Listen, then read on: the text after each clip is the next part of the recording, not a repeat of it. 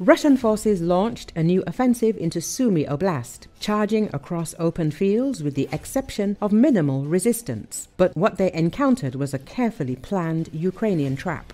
Drawn far from their defensive lines and exposed in the open, Russian units were hit hard by a sudden Ukrainian counterstrike. Artillery, drones and precision infantry movements devastated the attackers. Euromaidan Press media outlet says Ukrainian forces quickly overran Russian command posts, shattered frontline cohesion, and forced dozens of Russian soldiers to surrender. Despite Russian President Vladimir Putin's claim that capturing Sumy is not a primary goal, his assertion that wherever Russian soldiers step becomes Russian territory stands in stark contrast to current battlefield losses. Russian diplomats had even issued direct threats during Istanbul negotiations, warning Ukraine it could lose both Sumy and Kharkiv if it didn't comply with Kremlin demands. But so far, Ukraine has turned the tide.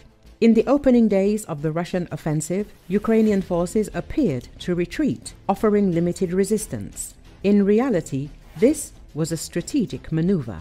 Veteran Ukrainian units, including those with experience deep inside Kherson Oblast, conducted a tactical withdrawal and repositioned into defensible areas within Sumy. Euromaidan Press says, taking shelter in the forests, these battle-hardened troops waited for the right moment. Ukrainian command anticipated that once Russian troops crossed into exposed terrain, they'd become highly vulnerable, and they were right. With Russian forces depleted, Ukraine seized the opportunity. The 225th Separate Assault Battalion, one of Ukraine's elite strike forces, led a fierce counter-offensive. In a matter of hours, Ukrainian troops retook the village of Andriivka, dismantling fortified Russian positions. One of the most significant blows came during the assault on a Russian frontline command post. Euromaidan Press says, Ukrainian soldiers not only overran the site, but also killed Andrei Vyacheslavovich Yatsev, a battalion commander from Russia's 30th Motorized Rifle Regiment. His death caused a sudden breakdown in Russian command coordination, leaving forward units scattered and exposed. Retaking Andriivka gave Ukraine two major advantages. It disrupted Russian offensives aimed at Khotin and Pisarivka.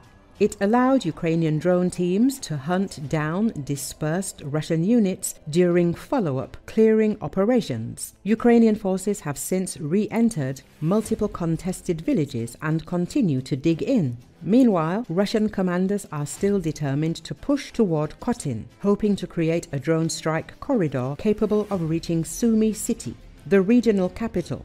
Euromaidan Press says. But, so far, their offensive is losing momentum. By forcing Russian troops into open ground, hitting hard with drones and artillery, eliminating key officers, Ukraine has regained tactical control over the Sumy front, at least for now.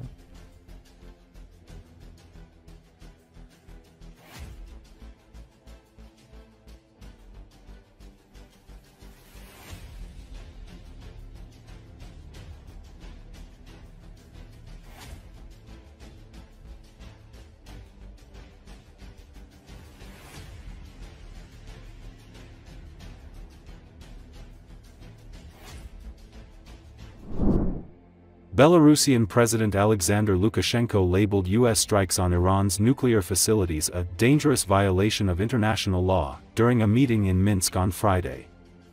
I won't even mention the feelings that such actions evoke in Belarus, the country that suffered the most from the Chernobyl nuclear accident, Lukashenko said at the Supreme Eurasian Economic Council summit. According to Associated Press, the gathering in Belarus brings together leaders from the Eurasian Economic Union, a Moscow-dominated economic alliance. It was attended by several heads of states, including the leaders of Russia, Kazakhstan, Kyrgyzstan, Uzbekistan, and Cuba.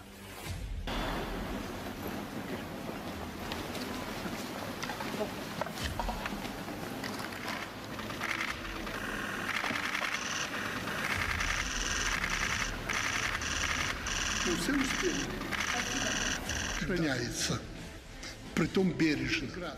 Глобального юга и востока. Наблюдатели, я имею в виду, отсутствуют таких как бы развития.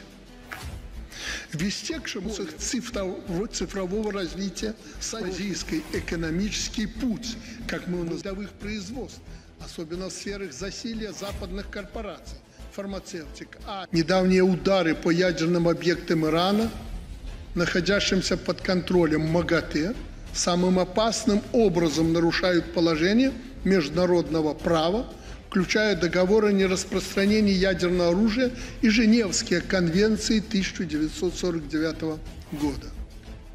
Не буду даже говорить о чувствах, которые такие действия вызывают в Беларуси, стране, наиболее пострадавшей от аварии на Чернобыльской атомной станции.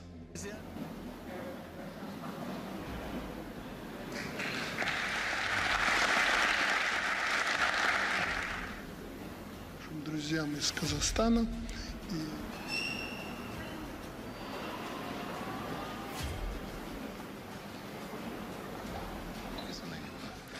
Уважаемые друзья, U.S. President Donald Trump said Friday he expects Iran to open itself to international inspection to verify it doesn't restart its nuclear program.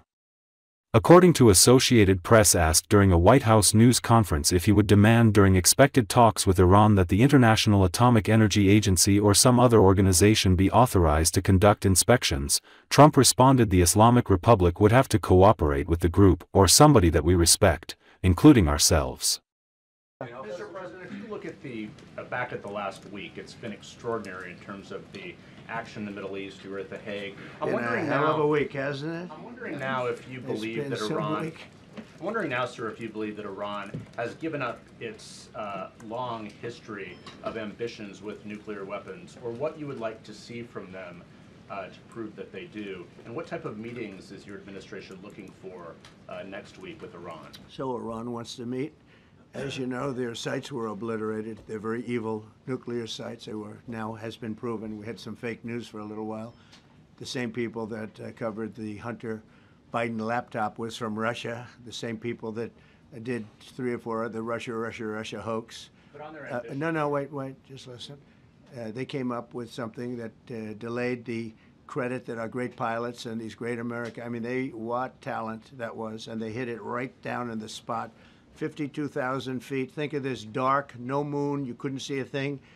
And they hit the refrigerator door, as they say. That's the size of a target. And overwhelmingly, and it's amazing what was done. We're the only ones that could have done it. And we took out the 2 of the other sites also, in addition to that. We finished them off.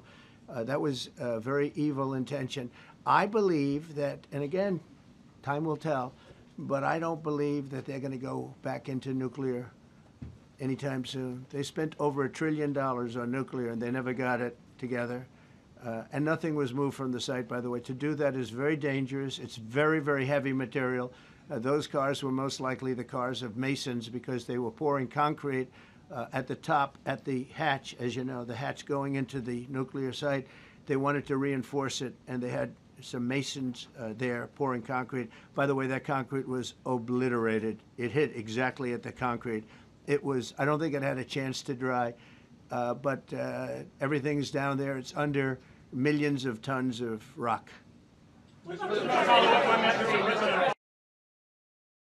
As you go into negotiations and talks with Iran, are you demanding not only that there would be no uranium production inside of Iran, but also that Iran would turn over all existing stockpiles of uranium? Well, you know, we're a little early for that, but something like that, yeah, we'll do something like that.